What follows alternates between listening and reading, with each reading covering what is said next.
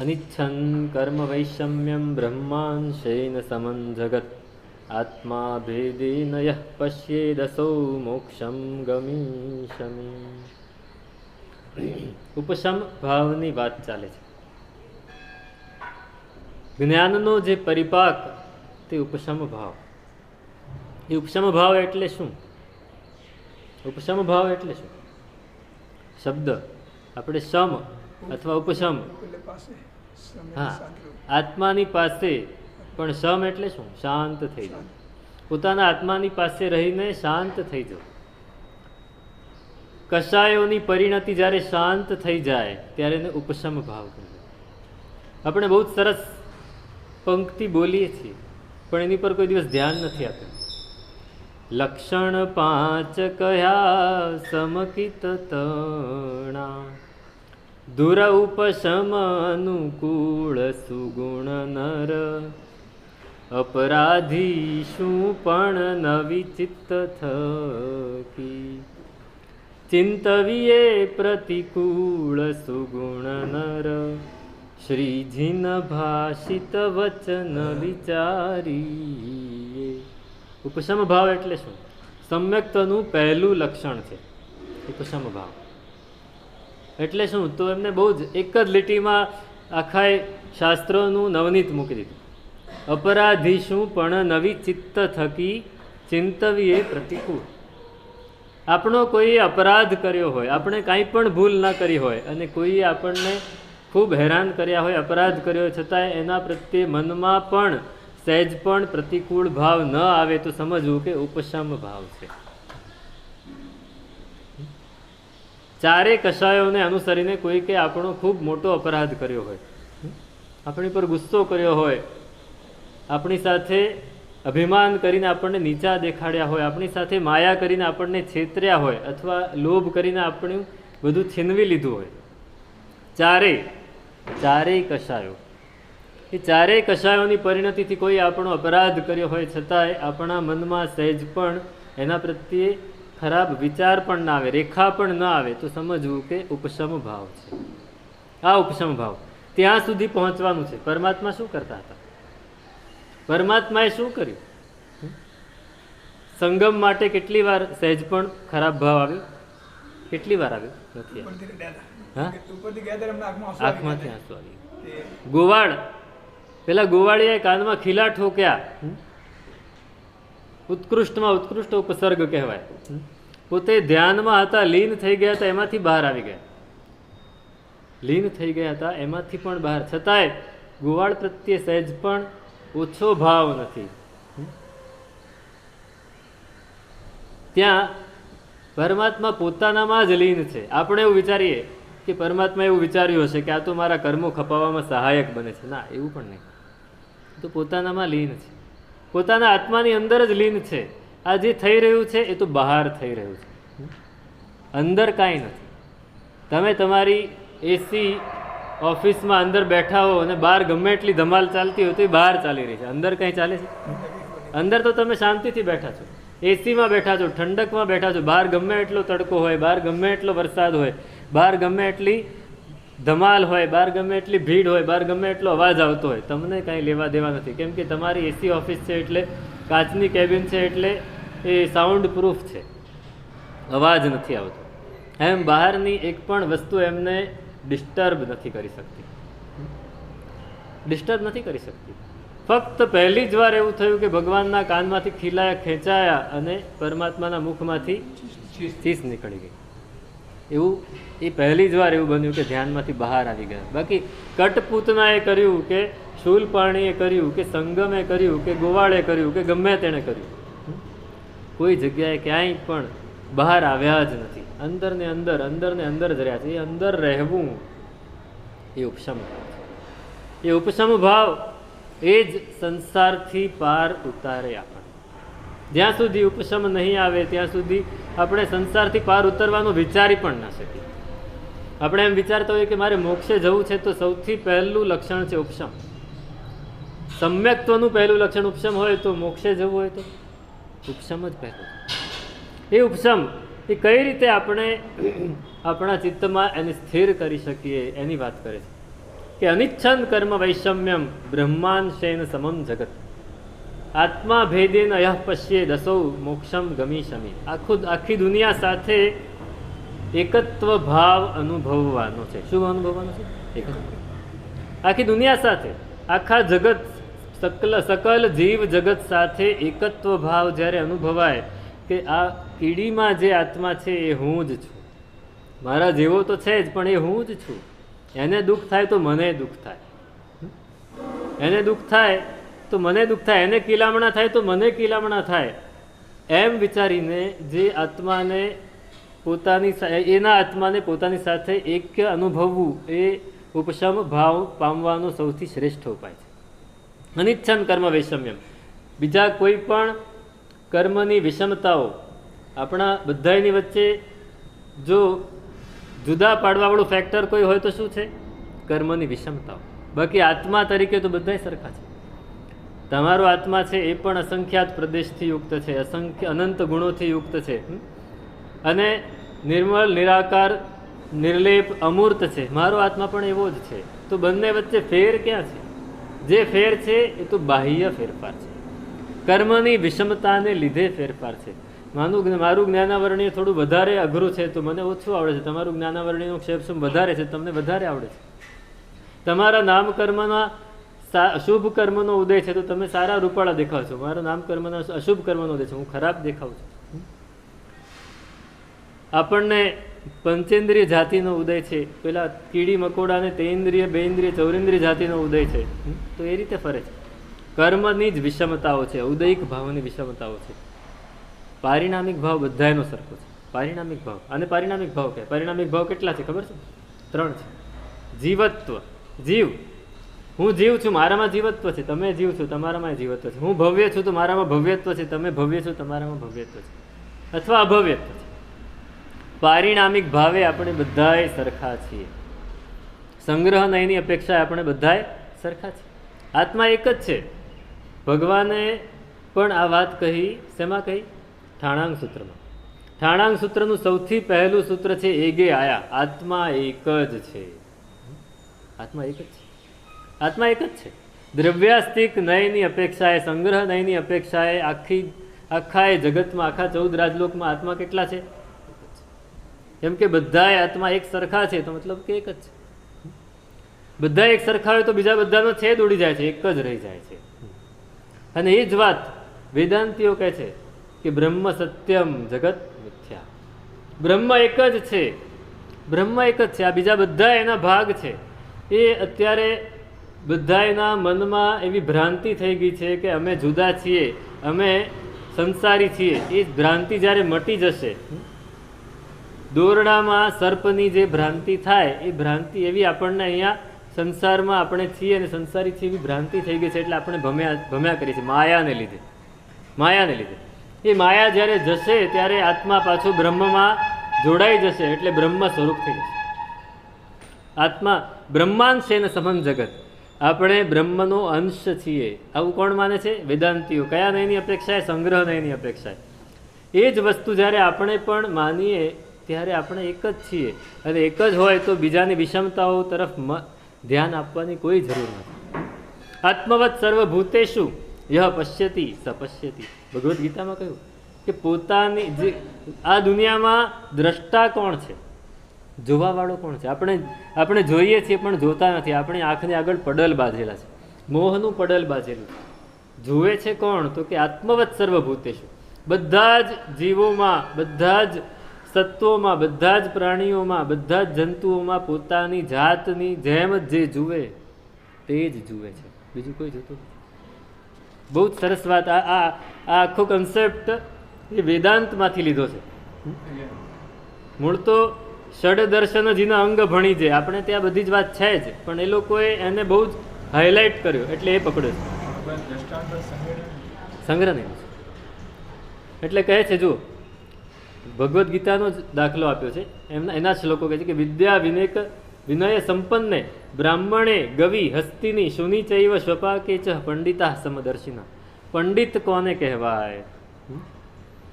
કે બહુ વિદ્યા અને વિનયથી સંપન્ન એવો કોઈ બ્રાહ્મણ હોય કે સામે ચંડાલ હોય. ગાય હોય કે હાથી હોય, કૂતરું હોય કે કીડો હોય, બધા જ સમાન છે. જે બધા એને સમાન જોઈ શકે એ પંડિત છે. અને અરે આ ઊંચો છે, આ નીચો છે, આ આવો છે, આ તેવો છે, એવું જે જુએ એ જોતો નથી, એ દ્રષ્ટા નથી. એ વિષમતાનું દર્શન જે કરે છે એ નથી બરાબર. ઇહૈવ તૈર જીત સર્ગો યેશામ સામ્ય સ્થિતમ મન નિર્દોષમ હિ સમમ બ્રહ્મ તસ્માત બ્રહ્મણી તે સ્થિતા. જેમનું મન આ રીતે સમતામાં લીન થઈ જાય. હવે જ્યારે બધાય મારી જેવા જ હોય તો હું કોની ઉપર ક્રોધ કરું કે કોની ઉપર રાગ કરું? પરમાત્મા, આપણે એમ કહીએ કે પરમાત્મા વીતરાગ છે એટલે કોઈની ઉપર રાગ નથી, પણ પરમાત્માને તો સકલ જગત જંતુ પ્રત્યે રાગ છે. સર્વત્ર મૈત્રી ઉપકલ્પયાત્મન ચિંત્યો જગત્યત્ર ન કોપી શત્રુ. આખી દુનિયા પ્રત્યે મૈત્રી ભાવ જગાડો ભાઈ. કેમ કે બધા જ મારા છે, બધા મારી જેવા જ છે. તો પછી હું કોની સાથે વેર રાખું ને કોની સાથે આંતરો રાખું? બધા જ મારી જેવા છે. તો જેમનું મન સમભાવમાં આ રીતે સ્થિર થઈ જાય છે એ સંસારને જીતી જાય છે, એ સંસારનો પાર પામી જાય છે. અને એમની માટે અહીંયા સંસારમાં જ મુક્તિ છે, જીવન મુક્ત કહેવાય છે. બધું જ બ્રહ્મ છે, પણ કયા નયની અપેક્ષાએ આ પણ ધ્યાન રાખવાનું. પાછું દ્રવ્યાસ્તિક નયની અપેક્ષાએ, વ્યવહાર નયની એટલે પર્યાયસ્તિક નયની અપેક્ષાએ તો જુદા પણ છે બધા. પર્યાયથી બધા જુદા છે. હવે પર્યાયથી પણ જો આપણે એને એક સરખા માની લઈએ તો તકલીફ પડી જાય. પેલો બ્રાહ્મણ શિષ્ય હતો ને, ગુરુ પાસે ભણ્યો. ગુરુએ કીધું બ્રહ્મ સત્યમ જગત મિથ્યા, બધું જ બ્રહ્મ છે, બધામાં બ્રહ્મનું દર્શન કરો. હવે એને શબ્દ પકડી લીધો, બધામાં બ્રહ્મનું દર્શન કરો.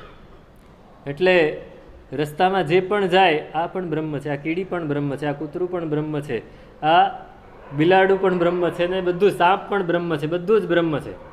એટલે બધા એને બ્રહ્મ છે નમસ્કાર કરે, બ્રહ્મ છે નમસ્કાર કરે, બ્રહ્મ છે નમસ્કાર કરે. એમ કરતાં કરતાં એક દિવસ જઈ રહ્યો હતો ને સામેથી મોટું ઝુલુસ આવતું, આગળ જ હાથી હતો અને હાથીની ઉપર મહાવત બેઠેલો. હવે ઝુલુસમાં કોઈ કે કાંઈક તોફાન કર્યું ને હાથી ગુસ્સે ભરાયો. હાથી ગુસ્સે ભરાયો એટલે હાથી દોડ્યો અને આ ભાઈ સામેથી આવી રહ્યા છે, હાથી દોડતો આવે છે. મહાવત કે ખસો ભૂદેવજી, ખસો ખસો. આ હાથી ગુસ્સે થયેલો છે. તો કે હાથી ગુસ્સે થયેલા, હાથી તો બ્રહ્મ છે, મહાવત પણ બ્રહ્મ છે, બધા એ બ્રહ્મ જ છે, અને હાથી બ્રહ્મ છે, હું પણ બ્રહ્મ છું. તો બ્રહ્મ કોઈ દિવસ બ્રહ્મને નુકસાન કરે એટલે હાથી મને કાંઈ નહીં કરે. તો એની સામે પેલો ગમે એટલી બૂમો પાડે પણ સાંભળે નહીં. એટલે હાથી તો આવ્યો, હાથી કઈ જોવાનો નહોતો. હાથીને થોડી ખબર હતી કે બ્રહ્મ સત્ય ને જગત મિથ્યા છે. હાથીએ પેલાને ઉપાડીને એક બાજુ નાખ્યો, હાથ પગ ભાંગી ગયા અને બેભાન થઈને પડ્યો. વૈદ્ય પાસે લઈ ગયા, ભાનમાં આવ્યો, એના ગુરુ પણ આવી ગયા. અલ્યા ભાઈ આ શું કર્યું? તો કે તમે જ કીધેલું બધામાં બ્રહ્મનું દર્શન કરો. તો મેં બ્રહ્મનું દર્શન કર્યું. તો કે મેં કીધેલું બ્રહ્મનું દર્શન કરો, બરાબર છે. તો શું કર્યું તમે? તો કે હાથી બ્રહ્મ છે, મેં હાથીને બ્રહ્મ માન્યો. એટલે પણ ઉપર મહાવત બેઠેલો એ પણ બ્રહ્મ હતો, તો એ બ્રહ્મની વાત તમે માની નહીં ને. પણ બધા બ્રહ્મ હોય તો કોઈ બ્રહ્મની વાત તો માનવી જોઈએ ને. તમે મહાવતની વાત માની હોત તો આ પ્રોબ્લેમ ન થાય. એટલે વ્યવહારમાં તો પર્યાય હોય, પણ કેવો પર્યાય? જે વ્યવહાર કરવાનો છે તો કરવાનો જ છે, જે વ્યવહાર નથી કરવાનો એ નથી કરવાનો, બરાબર છે. આપણે ક્રોધથી કોઈકને નીચો માનીએ, આપણી જાતિથી કોઈને નીચો માનીએ, આપણા જ્ઞાનથી કોઈને નીચો માનીએ. હા મને આવડે છે ને એને નથી આવડતું, આપણે આ રીતે બીજાને માનતા હોઈએ છીએ, એ નથી માનવું. પણ જ્યાં વ્યવહાર આવે ત્યાં તો માનવાનું છે. પણ જે આપણને અંદરથી કશાય ઉત્પન્ન થાય ત્યારે એને ઠારવા માટે સામેવાળાને સમાન માનવાનું છે. ઉપશમ ભાવ અહીંયા છે. ઉપશમ આપણામાં જે ચૈતન્ય, આપણામાં જે આત્મા છે એ જ કીડીમાં પણ છે. આપણને જે સુખ દુઃખનો અનુભવ થાય છે એ જ કીડીને પણ અનુભવ થાય છે. એટલા માટે કીડીની હિંસા નથી કરવાની. એટલા માટે કીડીની હિંસા બે રીતે, ગઈકાલે આપણે વાત થઈ હતી. ક્ષમા કેટલા પ્રકારની છે? ઉપકાર, અપકાર, વચન, વિપાક, વચન અને સ્વભાવ. 5 પ્રકારની ક્ષમા છે. એવી રીતે જીવદયા પણ એ રીતે. હું જીવદયા એટલા માટે પાડું કે જો હું એની હિંસા કરીશ તો મને કર્મ બંધાશે અને એનું ફળ મારે ભોગવવું પડશે. આ એકદમ નિમ્ન પ્રકારની હિંસા. ભગવાને કહ્યું છે, ભગવાનની આજ્ઞા છે, સવ્વે જીવાન હંતવ્વા, કોઈ પણ જીવની હિંસા નહીં કરવી જોઈએ. ભગવાનની આજ્ઞા પ્રમાણે હું જીવદયાનું પાલન કરું છું, તો એ બીજા પ્રકારની વચન જીવદયા છે. અને ત્રીજી કે હું જેવો આત્મા છું, મારો જેવો સ્વભાવ છે, મને જેમ સુખ દુઃખ ગમે છે એમ એ પણ આત્મા છે, એનો પણ એક સ્વભાવ છે, એને પણ સુખ દુઃખ ગમે છે. સુખ ગમે છે ને દુઃખ નથી ગમતું. એ અપેક્ષાએ જો હું જીવદયા પાડું કે જો હું એને દુઃખ પહોંચાડીશ તો હકીકતમાં મારી જાતને દુઃખ પહોંચાડીશ. સહાનુભૂતિ, સહાનુભૂતિ શબ્દ સમજજો. આપણે સહાનુભૂતિ કયા અર્થમાં સમજીએ છીએ? નહીં, મને તમારા પ્રત્યે સહાનુભૂતિ છે એટલે શું? દયાની, અનુકંપા, એ અર્થમાં સહાનુભૂતિ નહીં, સહ અનુભૂતિ. મારામાં જેમ આત્મા છે એમ એ પણ આત્મા છે, મને જેમ સુખ ગમે છે એમ એમને પણ સુખ ગમે છે, તો એ બંનેને જે સમાન અનુભૂતિ થાય એને સહાનુભૂતિ. સમાન, જેને બંનેને સમાન જે અનુભૂતિ થાય એને સહાનુભૂતિ કહેવાય. તો મને કીડી પ્રત્યે સહાનુભૂતિ હોવી જોઈએ, મને કીડી પ્રત્યે સમતા હોવી જોઈએ કે હું પણ એવું જ છું, તો મને જેમ દુઃખ થાય છે એમ એને પણ દુઃખ થાય, તો મારે એને દુઃખ ન પહોંચાડવું જોઈએ, કેમ કે હું એને દુઃખ પહોંચાડું હકીકતમાં મારી જાતને દુઃખ પહોંચાડું. આ કઈ દયા કહેવાય? ભાવ દયા. એનો પ્રાણ બચાવ્યો એ દ્રવ્ય દયા, પણ એનો ભાવ પ્રાણ બચાવ્યો અને એની સાથે મારો પણ ભાવ પ્રાણ બચાવ્યો. સ્વ પરનો ભાવ પ્રાણ જ્યારે બચાવાય, એકતા જ્ઞાન નિશ્ચય દયા, સુગુરુ તે હને ભાખે, જેહ અવિકલ્પ ઉપયોગમાં નિજ પ્રાણને રાખે, આત્મ તત્વ વિચારીએ. એકતા જ્ઞાન એ નિશ્ચય દયા છે. હું અને તે બંને એક જ છે એવું જે જ્ઞાન આપણને થાય તે નિશ્ચય દયા. એ દ્રવ્ય દયા નથી, એ વ્યવહાર દયા નથી, એ નિશ્ચય દયા છે. જે અવિકલ્પ ઉપયોગમાં નિજ પ્રાણને રાખે. મારા પ્રાણને હું અવિકલ્પ ઉપયોગમાં, આ આવો છે, આ તેવો છે, આને તો બરાબર દેખાડી દેવું જોઈએ એમ નહીં. એને ગમે એટલું કર્યું પણ હું એને માફ કરું છું, જાઓ, એ પણ નહીં. આપણે માફ કરવાવાળા કોણ? નિશ્ચય નહીંની અપેક્ષાએ, વ્યવહાર નહીંની અપેક્ષાએ માફ કરે, નિશ્ચય નહીંની અપેક્ષાએ તો બંને સરખા જ છીએ, હું કોને માફ કરું? જે અવિકલ્પ ઉપયોગમાં નિજ પ્રાણને રાખે. પછી જો હું પર પ્રાણને, એટલે હું અવિકલ્પ ઉપયોગમાં ન રાખું, જેહ રાખે પર પ્રાણને, દયા તાસ વ્યવહારે, નિજ દયા વિણ કહો પર દયા હોય કવણ પ્રકારે. નિજ દયા વગર પર દયા ન થાય. જે પોતાની જાતની દયા ચિંતવી શકે એ બીજાની દયા ચિંતવી શકે. મારે એને નથી મારવો, કેમ?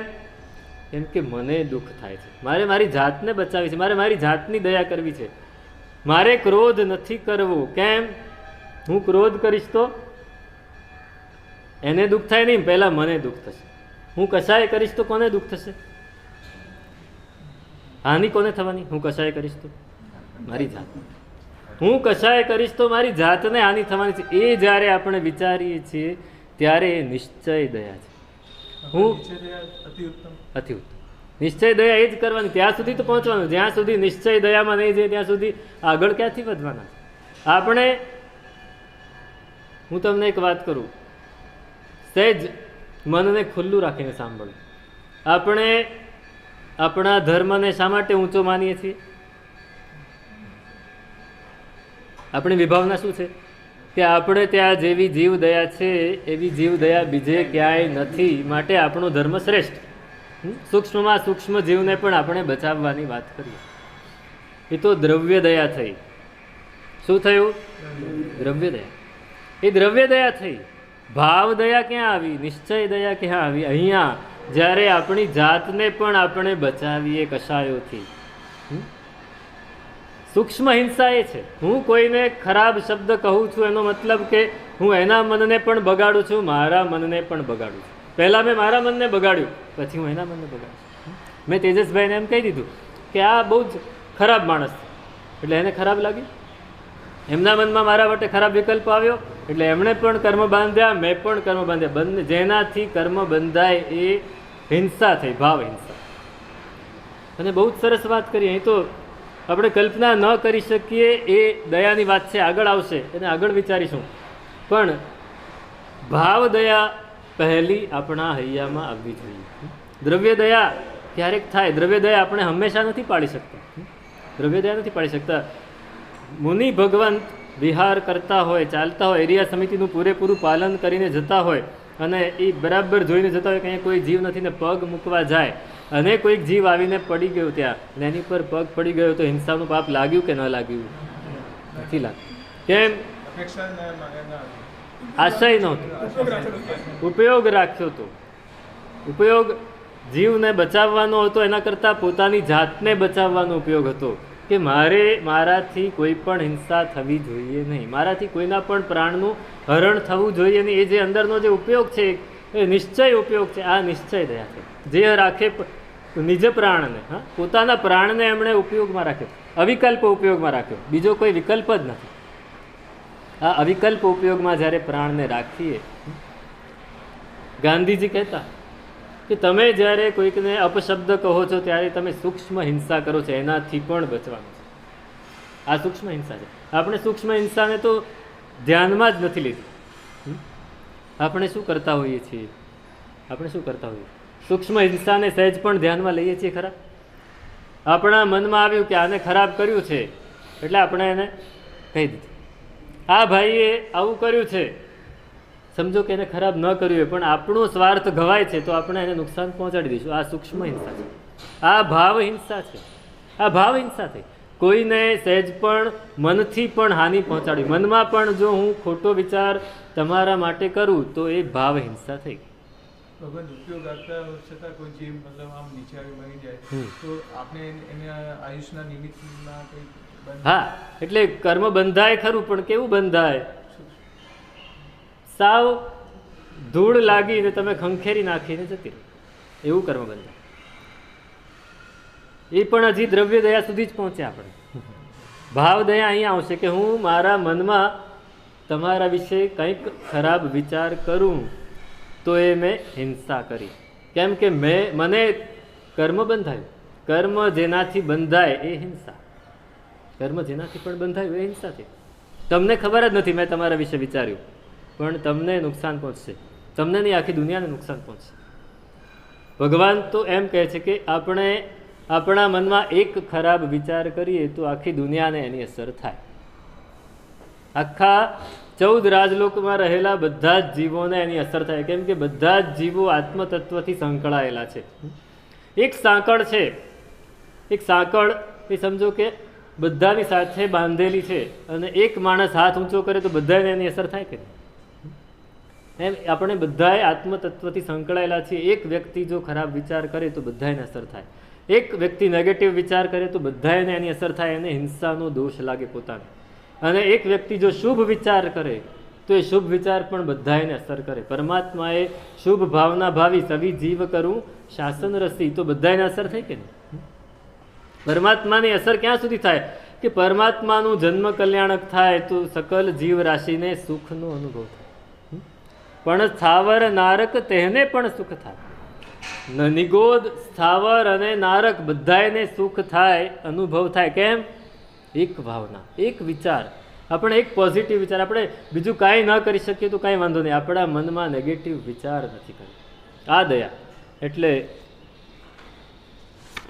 આત્મા ભેદેન યહ પશ્યેત, આ આત્માના અભેદથી જ્યારે આપણે જોઈએ છીએ ત્યારે આપણે સમભાવમાં આવીએ છીએ. તો હવે એમાં આગળ કઈ રીતે વધવું? જ્યારે આપણે સમભાવમાં આવી ગયા પછી હવે આમાં કેવું છે કે આપણને જલ્દીથી પકડતા બહુ આવડે. એટલે આપણે વિચારી લઈએ કે હા, તો હું તો સમભાવમાં રહીશ, મારે બીજું કંઈ કરવું નથી, મારે બીજું કંઈ કરવું નથી, હું તો ઉપશમ ભાવમાં રહી જઈશ, મારા મનને હું સ્થિર કરી દઉં છું, પછી બીજું કંઈ કરવાની જરૂર નથી. તમે કહી દીધું એ તો મોક્ષે જઈ શકે, મોક્ષે જવાનો ઇજારો એને જ મળે છે, તો હું એ કરી લઉં. તો ના પાડે છે. આરુરુક્ષુર મુનિર યોગમ શ્રેયદ બાહ્ય ક્રિયામપી યોગારૂઢ સમાદેવ શુદ્ધ્યત્યંતર્ગત ક્રિયા. તો પછી આપણે બાહ્ય ક્રિયા છોડી દેવાનું વિચારીએ. ભાઈ સમતામાં સ્થિર થઈ જાવ ને. ઘણા લોકો અત્યારે એવું કરે છે, હું કોઈનું ખરાબ વિચારતો નથી, હું કોઈ માટે ખરાબ બોલતો નથી, હું કોઈનું ખરાબ કરતો નથી, એટલે મારે હવે ધર્મ ક્રિયા કરવાની કોઈ જરૂર નથી. એને જાતે પોતાના મન માટે આવું માની લીધું. હવે તમે બધું જ કરો છો, તમને ખાવાનું આપવામાં આવે તો કે આ નથી ભાવતું, એટલે શું થયું? ઇનકાર કર્યો. ઇનકાર કર્યો. જ્યાં ઇનકાર કર્યો બધે જ સ્વીકાર હોય તો ઉપશમ ભાવ, જ્યાં ઇનકાર કર્યો એટલે ઉપશમ ભાવ ગયો. તો તમે એમ કઈ રીતે કહી શકો કે હું કોઈ દિવસ કાંઈ કરતો નથી એટલે મારે ક્રિયા કરવાની જરૂર નથી? ઘણા લોકો એવું કરે છે અત્યારે કે અમારે શું ક્રિયા કરવાની જરૂર, અમારે દેરાસર ઉપાશ્રય આવવાની શું જરૂર, અમે કોઈનું ખરાબ વિચારતા નથી, કોઈનું ખરાબ કરતા નથી. અરે ડગલે ને પગલે આપણે ખરાબ કરતા હોઈએ છીએ અને ખરાબ વિચારતા હોઈએ. તો આરુ વૃક્ષુર મુનિર યોગમ, આ તો મુનિની વાત કરી. તો શ્રાવકની અને જે શ્રાવક નથી હજી સમ્યક્ત્વી છે, સમ્યક્તિ નથી ને જે અપુનર્બંધક છે, એ બધાની વાત તો ક્યાં થઈ? જેને સમાધિ પામવી છે, જેને એક કક્ષાએ પહોંચવું છે, હજી એ પોતાની જાતની, આપણે આપણી કક્ષાની તપાસ આપણે જાતે જ કરવાની છે. આપણને ખબર હોય ને, તમને જે છોકરો કોલેજમાં ભણતો હોય એ એમ કે મારે MBA કરવું છે, મારે CA કરવું છે, અરે મારે તો IITમાં જવું છે, પણ એને પોતાને ખબર હોય ને કે મારા પર્સન્ટેજ કેટલા છે, કે બીજાને ખબર હોય? પોતાને જ ખબર. મારી કેપેસિટી કેટલી છે એ પોતાને જ ખબર હોય. મને IITમાં કેમ એડમિશન ન મળે? એટલે 40%માં ન મળે એડમિશન. 40%માં એડમિશન ન મળે, કમસે કમ 85% જોઈએ. 90-95ની જવા દો, 85% જોઈએ ને ત્યાં સામે ટકવું જોઈએ. બે વસ્તુ છે, ટકા પણ જોઈએ અને ટકવું પણ જોઈએ. સામે પેલા પ્રશ્ન પૂછે તેની સામે ટકવું જોઈએ. એમ આપણે આપણી જાતની પરીક્ષા જાતે જ કરવી પડે. હું કઈ કક્ષાએ છું? હું એકડિયાની કક્ષાએ છું કે મેટ્રિકની કક્ષાએ છું કે ગ્રેજ્યુએટની કક્ષાએ છું? એ કક્ષાએ આપણે નક્કી કરવાનું કે મારે હજી કેટલું ઉપર ચડવાનું છે. આપણે આપણી જાત માટે નક્કી કરી લઈએ છીએ ઘણી બધી વાર. અરે મારામાં તો ક્રોધ નથી, હું ક્યાં કોઈ દિવસ ગુસ્સો થઉં છું? મને તો કોઈ ખરાબ આદત જ નથી, મને તો છેતરવાની આદત જ નથી. આ સૌથી પહેલી જાતની છેતરપિંડી થઈ ગઈ. આપણી જાતનું પૃથક્કરણ કરવું પડે, નિર્દય થઈને પૃથક્કરણ કરવું. આપણી જાતને સતત તપાસવી પડે અને પૂરેપૂરી કઠોરતાથી તપાસવી પડે. પૂરેપૂરી કઠોરતાથી. પેલા પરીક્ષકો, તમને ખબર છે આપણે તે NCC ના કેમ્પ હતા પહેલા, હવે બધું ઓછું થઈ ગયું છે.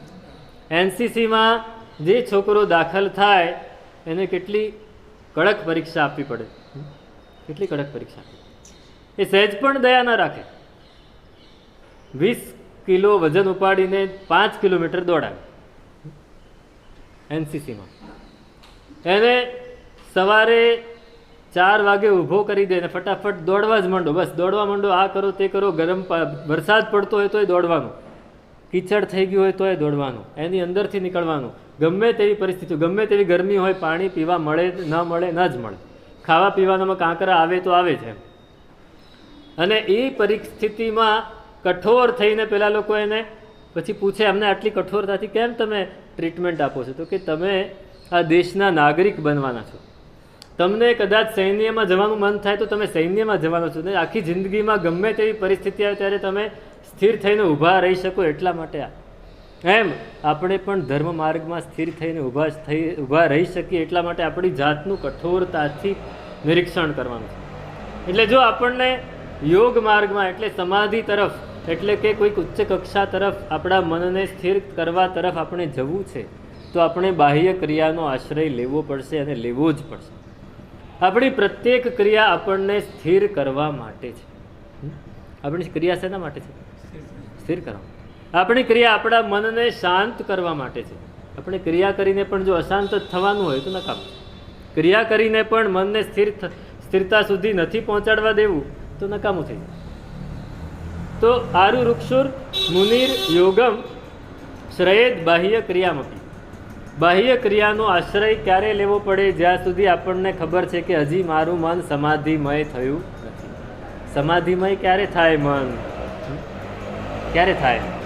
હમણાં જ મેં કહ્યું, અપરાધી શું પણ નવી ચિત્ત થકી. સૌથી પહેલી જ શરત આ છે કે અપરાધી પ્રત્યે પણ ચિત્તમાં સહેજ પણ પ્રતિકૂળ ભાવ ન આવે તો સમજવું કે સમાધિની તૈયારી થઈ ગઈ. પછી વાંધો, પછી તમે આગળ આરામથી વધી શકશો. પણ ત્યાં સુધી પહોંચ્યા ખરા? ત્યાં સુધી પહોંચ્યા ખરા? એક બનેલો દાખલો કહું.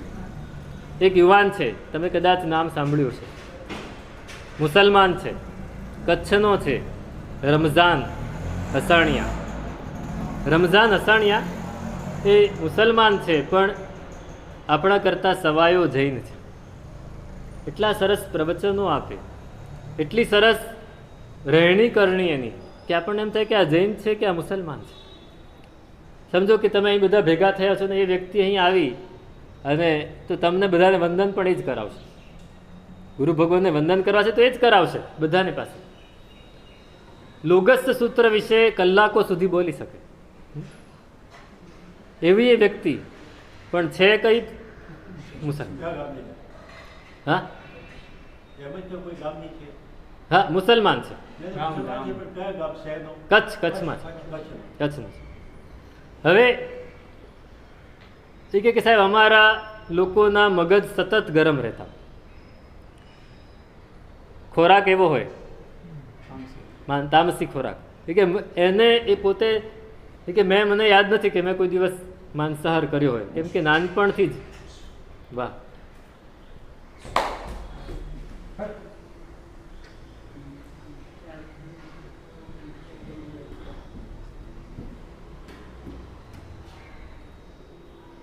નાનપણથી જ એમના માતા છે એ દેરાસર ઉપાશ્રયમાં ઝાડુ પોતા કરતા, એટલે ગુરુ ભગવંતનો પરિચય થયો. ઉપાશ્રયમાં એની માતા એને લઈને આવે, બહુ નાનો હતો ને 3-4 વર્ષનો, ત્યારથી એની માતા એને તેને લઈ આવે અને ઉપાશ્રયમાં બેસાડી રાખે કે અહીંયા બેસ, હું ઝાડુ પોતું કરીને તને લઈ જઈશ. હવે ગુરુ ભગવંત ત્યાં પધારે, એમની નિશ્રા મળી, એમનો સહવાસ મળ્યો. ભુવનચંદ્રજી મહારાજ પાયચંદ કચ્છના છે, બહુ તેજસ્વી અને સાધક આત્મા છે. એમનો સહવાસ મળ્યો એટલે આના સંસ્કાર એવા પડ્યા કે મેં કોઈ દિવસ આહાર નથી કર્યો, પણ આ બધાની સાથે મારે બેસવું પડે. હું કોઈ દિવસ ખાઉં નહીં એમની સાથે, પણ મારે બેસવું તો પડે. એટલે અમે કે બધા બેઠા હોઈએ, જમવાનું પતે પછી બધા વાતો ચાલે. એમાં એક દિવસ એવું બન્યું કે એક વ્યક્તિ, બધા ભાઈઓ જ હતા, માસિયાઈ, કાકાના, મામાના, ફઈના, બધા દીકરાઓ, બધા ભાઈઓ બહેનો એવા જ બધા બેઠેલા હતા. અને એક વ્યક્તિ કંઈક બીજાને માટે કંઈક આડું અવળું બોલ્યું. તામસી સ્વભાવ એટલે તરત જ મગજ ગયું. એટલે પહેલાં એ 2 શબ્દો સામે કહ્યા. હવે 2 શબ્દ સામે કહ્યા એટલે પેલો વધારે ઉકળ્યો, એને સીધું ચપ્પુ જ કાઢ્યું. કે ખિસ્સામાં ચપ્પુ તો બધાની પાસે. આપણે એ લોકોથી કેમ ગભરાઈએ? આને લીધે તામસી મગજ. આહાર પણ એવો એટલે વિહાર પણ એવો, વિચાર પણ એવો, આચાર પણ એવો. તરત જ ચપ્પુ કાઢીને એને મારવા ગયો. તો પહેલા એ ચપ્પુ કાઢ્યું, 2 જણાએ કાઢ્યું એટલે બંનેના પક્ષ પડી ગયા અને આ બાજુ ચપ્પા ઉછળ્યા.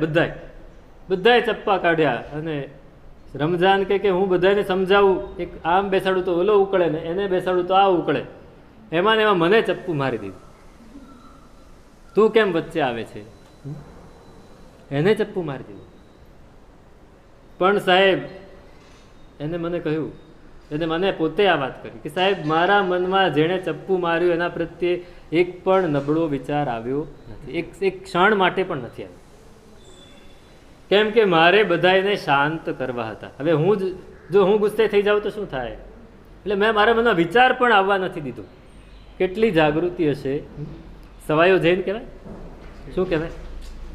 આપણે ત્યાં તો સમજો કે તમારી અહીંની જનરલ મિટિંગ હોય કે ધર્મના સ્થાનમાં કંઈક ક્રિયા કરવા માટેની મિટિંગ હોય ને એમાં કોઈક આડું બોલે તો શું થાય? શું થાય? પછી ખબર જ ન પડે. પેલા સાધુ ભગવાન બહુ તપસ્વી હતા, એટલું બધું તપ કરે અને પારણાના વખતે રોજ જ્યારે પારણું હોય ત્યારે વરવા નીકળે. હવે બાજુમાં જ એક બ્રાહ્મણ રહેતો, એ હંમેશા આ સાધુ નીકળે એટલે એને અંદરથી અકળામણ થાય કે આ સાધુ આ કેવો છે, આ બહુ ખરાબ છે, આ મેલો ઘેલો રહે છે, આવો છે, તેવો છે.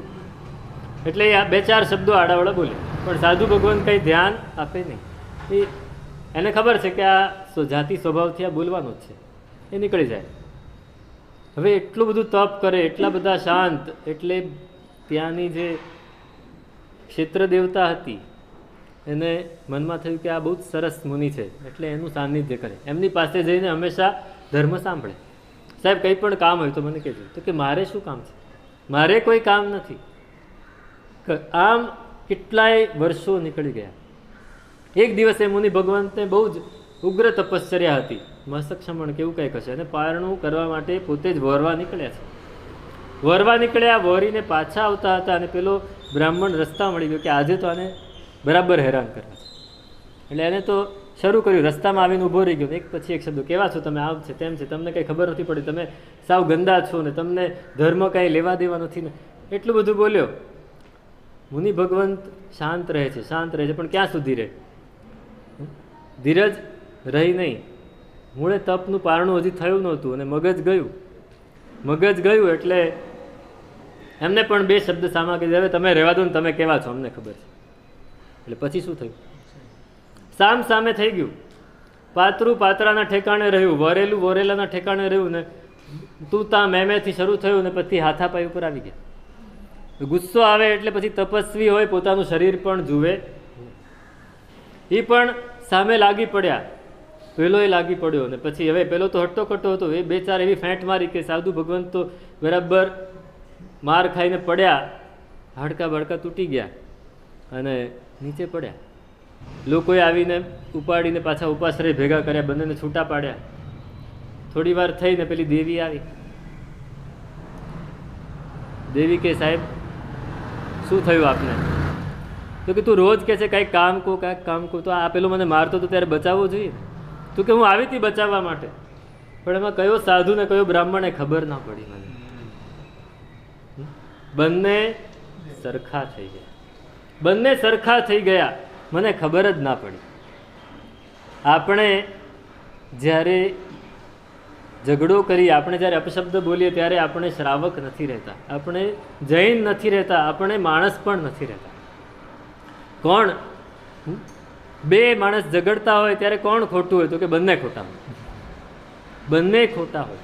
તો જ્યાં સુધી આવી અયોગ્યતા આપણી અંદર પડી હોય ત્યાં સુધી આપણે બાહ્ય ક્રિયાનો સતત આશ્રય લેવો જ પડે, અને બાહ્ય ક્રિયા કરીને આપણા મનને સ્થિર કરવું પડે, શાંત કરવું પડે. પણ જે દિવસે આપણે એક કક્ષાએ પહોંચી ગયા, સમાધિ સુધી પહોંચી ગયા, તો એ કક્ષાએ જઈને પછી આપણે આપણા ઉપશમ ભાવથી જ આપણા ચિત્તને શુદ્ધ કરી શકીએ. અંતર્ગત ક્રિયા, શુદ્ધત્ય અંતર્ગત ક્રિયા, અંદરની ક્રિયાથી જ આપણે શુદ્ધ થઈ શકીએ. એટલે પછી ક્રિયાની જરૂર રહેતી નથી. પણ કઈ કક્ષાએ? 7મા ગુંઠાણા પછીની વાત.